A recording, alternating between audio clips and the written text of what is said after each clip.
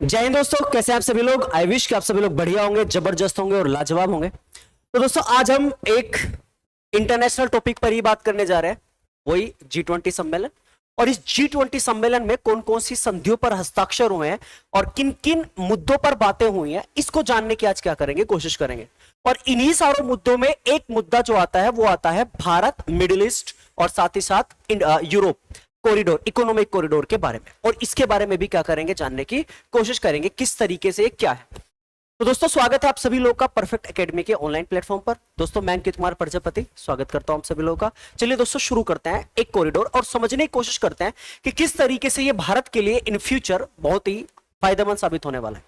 तो दोस्तों आप लोगों ने G20 सम्मेलन का नाम तो सुना ही होगा, ऑब्वियस सी बात है। 9 सितंबर और 10 सितंबर को दिल्ली के प्रगति मैदान में ITPO कॉम्प्लेक्स में भारत मंडपम का आयोजन किया गया और उसी में ही G20 सम्मेलन का आयोजन किया गया है, राइट। तो दोस्तों खास बात यह है कि इसी समय सारे के सारे देशों का आगमन हुआ और उन सभी से परमानेंट एक कमरे में बात करते हैं मोदी जी। और उस कमरे में बात करने के बाद डिसाइड होता है कि हमें आपके साथ क्या क्या या कौन कौन सी संधियों पर हस्ताक्षर करने हैं। और ऐसे ही बंद कमरे में एक व्यक्ति के साथ एक दुर्घटना घटित हो जाती है जिसका नाम है टूड्रो। मैं टुंडा ही बोलूंगा और कुछ नहीं बोलूंगा।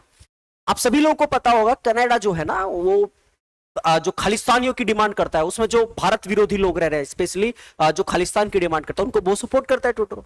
अब इसका प्लेन क्रैश है, अभी भी होटल में रुका हुआ है, मानने का यो अब भी नहीं। इसे बढ़िया डोज देना पड़ेगा जब जाके समझेगा, ठीक है ना। ठीक है, इसको एक तरफ रखते हुए बात करते हैं अपने आज के टॉपिक की। तो दोस्तों G20 सम्मेलन में किन विषयों पर बातें की गई हैं एक बार मैं आपको बाय इमेज दिखा देता हूं, ठीक है। इसके बारे में बात अभी करते हैं। सबसे पहले G20 सम्मेलन में यहां देखिए, सबसे पहला क्या है सर। सबसे पहला यह है कि सर जितने भी अफ्रीकी G20 में अफ्रीकन यूनियन से आने से मजबूत होगी भारत की लीडरशिप। देखो हम सभी को पता है कि जो अफ्रीकन यूनियन है वो हमारा साउथ का पार्ट है, वो हम कह सकते हो कि हमारा जो साउथ ग्लोबल साउथ है उसका एक हिस्सा है। और इसी अफ्रीकन यूनियन में 55 देश आते हैं। तो आप जरा थोड़ा सा दिमाग पे जोर डाल के सोचो यार, अफ्रीकन यूनियन के 55 देश G20 में शामिल हो गए, तो सोचो भारत कितनी, मतलब भारत के लिए कितनी खुशी की बात है, भारत कितना डेवलप करेगा इस चीज से। अफ्रीकन यूनियन की 55 कंट्रीज भारत में अब G20 में शामिल है। और अब ये G20 तो है ही नहीं, अब ये G21 हो गया है। G21 मतलब जब से ये अफ्रीकन यूनियन जुड़ा है तब से ये G20 नहीं बल्कि G21 कहा जा रहा है ना भाई। 20 देशों के समूह हम G20 बोल रहे थे, लेकिन अब तो अफ्रीकन यूनियन भी शामिल हो गया। और अफ्रीकन यूनियन में मैंने अभी बताया 55 देश है। और इसी का सत्यापन किसने किया है, इंडिया ने किया है, भारत ने किया है। इसको प्रमोट किसने किया है, भारत ने किया है, इंडिया ने किया है। अगर आप ध्यान से देखोगे तो वही अफ्रीकन यूनियन का जो लीडर था वो आकर मोदी जी के गले मिलता है। तो ये कोई आम बात नहीं है मेरे भाई। कभी आप सोचो कि ये आम बात है, बिल्कुल आम बात नहीं है मेरे भाई। 55 देशों को डायरेक्ट उठा के G20 में परमानेंट मेंबर बनाना आम बात थोड़ी ही है। आज से पहले क्यों नहीं हुआ। हाँ, आप लोग सुन रहे होंगे कि भारत ग्लोबल साउथ की आवाज बनता जा रहा है। वो किस लिए बन रहा है, भारत की लीडरशिप का रास्ता देखो कितना क्लियर है, आप समझ ही सकते हो। साउथ ग्लोबल ऑब्वियस ही बात है, African Union South Global obvious ही बात है। सबसे अगर आपके दिमाग में मैं कहूं गरीबी, तो कौन सा देश सबसे पहले आएगा, अफ्रीका। पॉवर्टी अफ्रीका, है ना। सड़ा गला अफ्रीका। ये मैं नहीं कह रहा, लोग कहते हैं कि भैया अफ्रीका में यही है इसलिए कोई ज्यादातर इन्वेस्टमेंट वहां नहीं करता है। लेकिन आप जरा अब इन्वेस्टमेंट अगर करेंगे भी तो कौन करता है, चाइना। जो छोटी आंख का, ये क्या करता है, ऐसे ही देशों के साथ वो करता है ये पैसे वैसे। जैसे अफ्रीका है, अफ्रीका पोवर्टी गरीबी वाला देश है, हम मान लेते हैं, यूनियन है गरीबी वाला। कई सारे क्षेत्र उसमें ऐसे हैं जो गरीबी पोवर्टी में आते हैं, है कि नहीं। तो उसी पोवर्टी में जब उन्हें पैसे की जरूरत होती है तो चाइना उनको पैसे देता है और बढ़िया अमाउंट देता है और उस अमाउंट पर बढ़िया ब्याज लगाता है। अब जब बढ़िया ब्याज लगाता है तो उस देश के पास ब्याज देने के लिए पैसे नहीं है, तो वो क्या करता है, उनको पैसे गरीबी मिटाने के लिए नहीं दे रहा चाइना, उनको पोर्ट वगैरह, रेलवे वगैरह ये बनाने के लिए पैसे देता है, ताकि जब ये ब्याज ना दे पाए तब इनके इन्हीं पोर्ट पर मैं अपना राज करूं या मैं उनका इस्तेमाल करूं। पाकिस्तान का सीपैक, इसीलिए तो पाकिस्तान आज भिखारी है। क्यों, क्योंकि भर भर के कर्जा ले लिया, और भर भर के कर्जा ले लिया तो अब क्या कर रहा है पाकिस्तान, ब्याज देने की बारी आ रही है। तो चाइना को ब्याज देने का पैसा ही नहीं है, डूब ही गया सारा, हम भुखमरी मर रही है भैया वहां तो बढ़िया वाली। तो अब इसने क्या किया, अमेरिका से मीटिंग की। अमेरिका ने कहा एक काम कर, सुन, अमेरिका से जाकर नुकैदा हम क्राइसिस से गुजर रहे हैं, उससे चीन से जाकर ये बोलते हैं कि हम क्राइसिस से गुजर रहे हैं। अमेरिका ने पाकिस्तान को सलाह दी कि जाके तू ना चाइना से ये कहो कि हम क्राइसिस से गुजर रहे हैं, हम नहीं दे पाएंगे। चाइना ने कहा तेरे कान के नीचे धरूं मैं, एक चुपचाप ब्याज की रकम क्या कर दे, वापस कर दे। तो अब पाकिस्तान क्या कर रहा है, भारत के साथ अपना नाम जोड़ने की कोशिश कर रहा है। और ज्यादा प्रमोट कर रहा है India Pakistan, India Pakistan, India Pakistan, India Pakistan, India Pakistan, ज्यादा अभी देख लो ये जो मैच हो रहे हैं जितने भी भारत और पाकिस्तान की, ये क्या कर रहा है? जिस देश का नाम लेना लोग पसंद नहीं करते, टेररिस्ट सारे घुसे हुए उसी देश में है, उसी देश का, अब उसी देश को प्रमोट कर रहा है इंडिया पाकिस्तान, इंडिया पाकिस्तान, क्योंकि अब इंडिया एक बहुत बढ़िया शब्द बन गया। इंडिया कह लो, भारत कह लो, भाई कुछ नाराज मत हुआ करो। मैं यहां पर भारत मुझे ज्यादा पसंद है, इसलिए मैं भारत ज्यादा बोलता हूं, नाम इंडिया ज्यादा नहीं बोलता, ठीक है ना? ठीक है, तो कभी आप ये सोचो कि सर जी इंडिया की जगह भारत को प्रमोट कर रहे हैं, भैया G20 में भारत को प्रमोट गवर्नमेंट ने किया है, और मैं टीचर हूं, मैं भेदभाव नहीं कर सकता, लेकिन मुझे भारत नाम पसंद है, इसलिए मैं ज्यादातर भारत नाम यूज करता हूं। तो कमेंट बॉक्स में आके डायरेक्ट गाली मत दिया करो, अपनी नाराजगी दिखा दिया करो, तो गाली से कुछ नहीं होता, मेरे पे कोई फर्क नहीं पड़ता, ठीक है? तो आ जाओ नेक्स्ट। अब देखो आगे क्या हुआ, तो भारत क्या बना? लीडर बना। अब देखो नेक्स्ट चीज सुनो सर, इसके अलावा और क्या हुआ? जी के जेट इंजन से भारत को मिलेगी किसमें? चीन पर बढ़त। देखो हम सभी को पता है कि जो बाइडेन से किसने की बात? मोदी जी ने कमरे में बैठ के की, उस कमरे में जेट इंजन से संबंधित ट्रीटी पर हस्ताक्षर होने पर सहमति जताई गई, और कहा गया कि जेट इंजन की जो तकनीकी होगी वो बहुत जल्द भारत के पास होगी, और जैसे ही भारत में जेट इंजन बनने तैयार होंगे, भारत 5वां ऐसा देश बन जाएगा जिसके पास ये तकनीकी होगी। भाई साहब सोचो कितना डेवलपमेंट होगा, सोचो, थोड़ा दिमाग पे जोर कर। इसके अलावा G20 भारत ने साबित किया ग्लोबल साउथ में अपना नेतृत्व। ऑब्वियस सी बात है भाई साहब, पूरे विदेश की मीडिया सितम में है कि यार इंडिया ने कैसे सफल कर दिया, और वो भी इतना बड़ा और इतना सक्सेसफुल। भाई साहब सबके सब आश्चर्य में, अचंभित है कि यार ये कैसे हो गए इतना, जो आज से पहले किसी देश ने G20 को इस तरीके से आयोजित किया ही नहीं, ऑर्गेनाइज नहीं किया जिस तरीके से भारत ने कर दिया। भाई साहब अभी एक यूट्यूब पे पता नहीं कौन कौन आके बकरा, भाई मेरी तो समझ में नहीं आ रहा, और मोदी जी ने G20 में इतना खर्चा कर दिया, इतना खर्चा किसी और चीजों में करते तो शायद गरीबी दूर हो जाती, फलाना ढिमकाना, जितने भी देश आ रहे हैं उनको बैठ के सोने की थाली में खिला रहे। बेवकूफ हो तो है, मतलब तुम्हारे घर कोई मेहमान आया, उस मेहमान को तुम पत्तल पे खुआओगे क्या? है, अरे उसको अच्छे से खिलाओगे ना, उसको जो पसंद है ज्यादातर उसको करोगे ना, उसको ठीक से बिठा के खिलाओगे ना। और वो भी दूसरे देश के प्रेसिडेंट पीएम आ रहे हैं यहाँ पर भारत में, तो हम उनके लिए थोड़ा क्या ना करें, खर्चा भी ना करें भैया, और खर्चा नहीं करेंगे तो फिर डेवलपमेंट कैसे होगा? अगर मोदी बहुत डिप्लोमेट आदमी है, तुम क्या समझ रहे हो? चल मोदी को छोड़ो, एस जयशंकर सुनो, विदेश मंत्री, ऐसे थोड़े ही बोल रहे हैं उसको, बहुत माइंडेड आदमी है। अगर मान लो कोई ऐसी फिगर जो अनसुनी लगती है, 4,000 करोड़ रुपए खर्च करती है, भाई साहब 40,000 करोड़ का व्यापार लेकर आएगा, ये चीजें जिन पर खर्चा कर रहे हैं 40,000 करोड़ का व्यापार लेकर आएगा, देख लेना तुम आने वाले भविष्य में। और उसी के बारे में आज बात करने जा रहा हूं मैं। तो ये देखो अपना नेतृत्व, लीडरशिप साबित करेगा भैया। इंडिया, मिडिल ईस्ट, यूरोप, इसके बारे में मुझे बात करनी है। इंडिया, मिडिल ईस्ट और यूरोप दोनों के बीच एक इकोनॉमिक कॉरिडोर बन रहा है, और ये इकोनॉमिक कॉरिडोर एक तो रेल के माध्यम से और एक समुद्री यान के माध्यम से जुड़ेगा। तो सोचो कितना बेनिफिट होगा भाई साहब।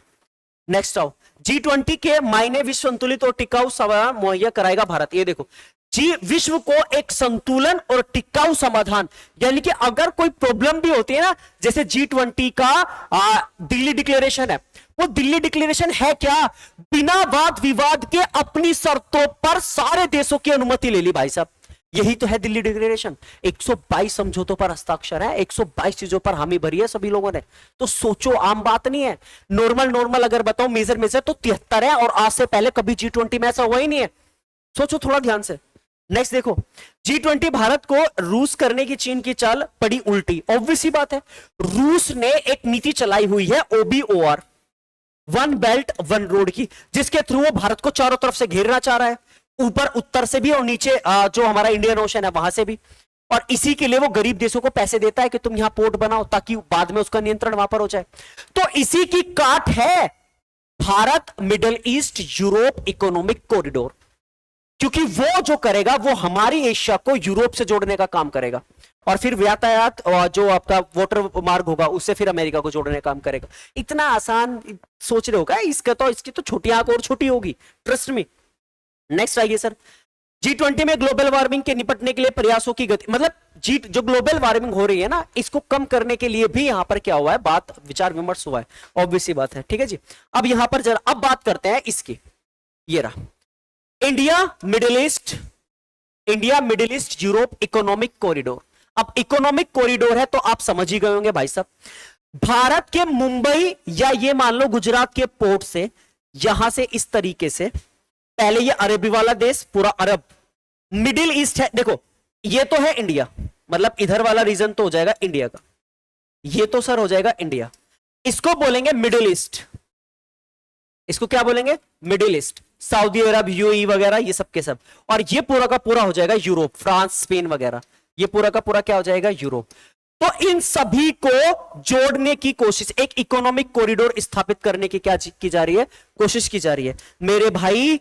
इसकी टोटल लेंथ 6000 किलोमीटर है, 6000 किलोमीटर। और साथ ही साथ लगभग मैं आपको बताऊं तो 2500 किलोमीटर समुद्र वाला भाग है, समुद्र की लंबाई। तो एक ट्रेन भी चलेगी अरब की तरफ से और भारत के लिए। एक आपको पता है कि जो इकोनॉमिक कॉरिडोर बनाया जा रहा है सऊदी अरब से भारत के बीच में, इसमें 2 पाइपलाइन बिछाई जा रही है विद ट्रेन, मतलब अंडरग्राउंड ट्रेन तो है ही, साथ ही साथ जो 2 पाइपलाइन भी बिछाई जा रही है, जिसमें से अरब से एक से तो आएगा तेल और दूसरे से भारत में नर्मदा नदी का जो स्वच्छ पानी है वो जाएगा अरब। सोचो मेरे भाई, सोचो, ट्रेडिंग देखो, व्यापार कहां जा रहा है। थोड़ा देखो यार, क्या मजेदार चीज हो रही है यहाँ पे।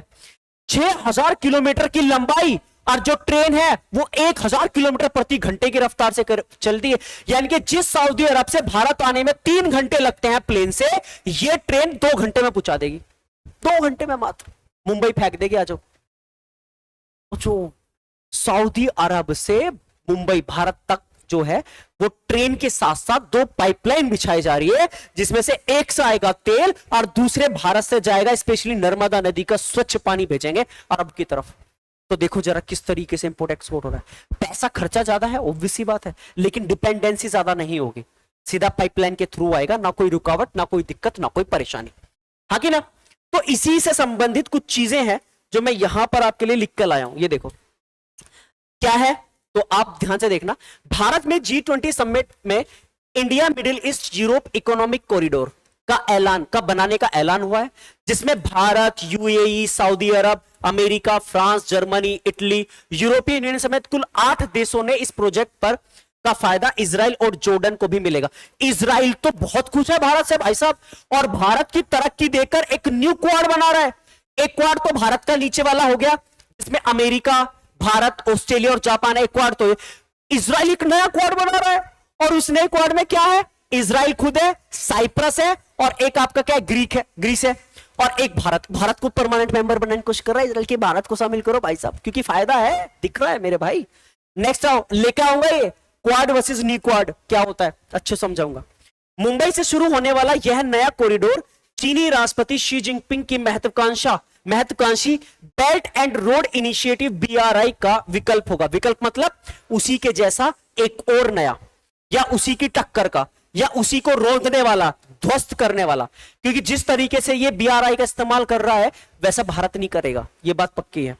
इसके अलावा India Middle East Europe economic corridor 6000 kilometre लंबा होगा, और जहां मैंने 2500 बोला है, यहां बोल रहे हैं 3500 किलोमीटर समुद्र वाला होगा, क्योंकि हमारे अरब बंगाल की खाड़ी की तरफ से, हालांकि बंगाल की खाड़ी से नहीं जाएगा, ऊपर से जाएगा भारत के। अगर आप यहां देखो तो इसमें भारत के ऊपर से जाएगा ये स्थल वाले भाग से, और स्थल वाले भाग से इस तरीके से होते हुए तब ऐसे पहुंचेगा, ऐसे इधर फ्रांस की तरफ, और एक जाएगा यहीं से ही रशिया की तरफ, एक यहीं से ही रशिया की तरफ भी जाएगा। अभी देखना भाई साहब, उसके बारे में बात करेंगे, पर इस वीडियो में नहीं कर पाऊंगा, अभी पीछे वाली वीडियो में करेंगे, ठीक है? तो ये हो जाएगा। नेक्स्ट सुनो, अब देखो यहां पर तीनों, ये देखो जो बाइडेन और ये सऊदी अरब, तीनों मिलकर खड़े हुए हैं, और तीनों बात कर रहे हैं कि हाँ भाई साहब कैसे करना है।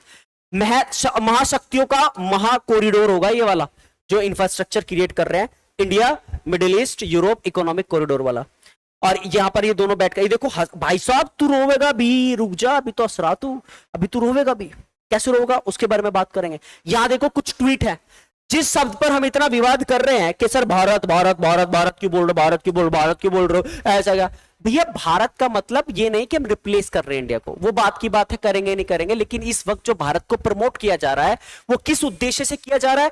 तो 2 वर्ड को ध्यान में रखते, एक उम्मीद और विश्वास का नया नाम है भारत।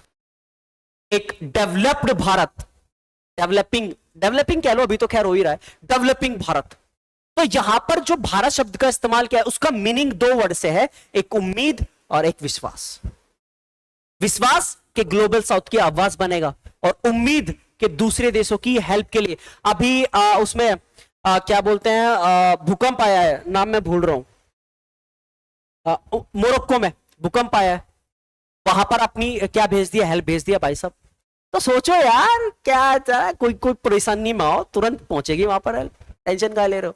यहाँ देखो नरेंद्र मोदी क्या किया यहाँ पर, ये देखो इन्होंने कांग्रेचुलेशन किया इस बात के लिए, इंडिया मिडिल ईस्ट, अरे ये रुको एक मिनट मार कर दूसरा, India Middle East Europe economic corridor promise to be a beacon of cooperation, innovation and shared progress and history unfold। तो ये सारी चीज मतलब इस कॉरिडोर पर हस्ताक्षर एक तरीके से कि ये बहुत ही शुभ संकेत है भाई साहब, और ऑब्वियस सी बात है सर, ऑब्वियस सी बात है सर। इसके अलावा इसका उद्देश्य भारत यूरोप के बीच व्यापार को 40% तक कटौती करना है और तेज कनेक्टिविटी देना है। यानी कि अगर ऐसा हो जाता है तो भारत और यूरोप के बीच जो व्यापार होगा, ट्रेडिंग होगी, उसमें 40% तक की क्या हो जाएगी, समय में, व्यापार में नहीं समय में 40% तक की कटौती हो जाएगी। मैंने क्या कहा, जहां 3 घंटे लग रहे हैं सऊदी अरब से भारत आने में, वहां 2 घंटे लगेंगे, और व्यापार में देखो 40% की कटौती होगी। India Middle East Europe economic corridor 2 हिस्सों में बनेगा। पहला हिस्सा पूर्वी कॉरिडोर होगा जो कि भारत और पश्चिमी एशिया को जोड़ेगा, जो भारत और पश्चिमी एशिया को जोड़ेगा। इसके साथ दूसरा हिस्सा उत्तरी कॉरिडोर का होगा, ऊपर का, जो पश्चिमी एशिया को यूरोप से जोड़ेगा। दक्षिण पूर्व एशिया से यूरोप तक के व्यापार को आसानी आसानी हो जाएगी, ये बात बिल्कुल सही है। तो यहां पर आप इस डायग्राम से ये सारी चीजें समझ सकते हो, इस डायग्राम से आप ये सारी चीजें समझ सकते हो किस तरीके से कहां क्या हो रहा है।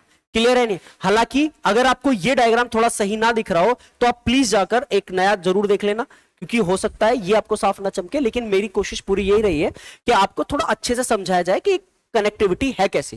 तो क्या आपको समझ में आया? इकोनॉमिक कॉरिडोर है, मतलब आर्थिक रूप से बहुत ज्यादा हेल्प होने वाली है इस भारत मिडिल ईस्ट यूरोप या यूरोपियन इकोनॉमिक कॉरिडोर से।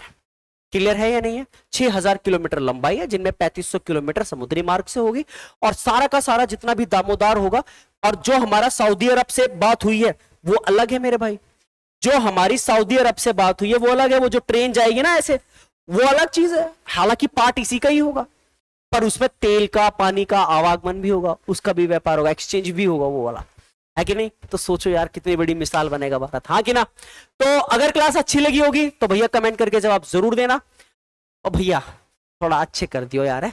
मिलेंगे फिर अगली क्लास में एक नई इंटरनेशनल अफेयर्स के साथ, ठीक है जी, और या वर्ल्ड अफेयर के साथ। तो आई होप ये वीडियो आपको थोड़ी यूजफुल लगी होगी, थोड़ी नहीं बहुत ही यूजफुल लगी होगी। मिलेंगे फिर अगली क्लास में, और हाँ पाकिस्तान से थोड़ा बच कर रहिए, ज्यादा नाम ना लियो, क्योंकि उसे सपोर्ट मत करो ज्यादा, क्योंकि वो अपना नाम जोड़ने की कोशिश कर रहा है। भारत जो कह रहे हैं ना, भारत भारत, और बहुत से लोग ने सोच रहे हैं कि इंडिया छोड़ने वाला है। मेरे भाई इंडिया को अडॉप्ट करने वाला, वो चाह रहा है कि इंडिया शब्द हमें मिल जाए, पाकिस्तान। सोचो यार थोड़ा, ठीक है? चलो मिलेंगे अगली क्लास में, take care, tata, bye bye.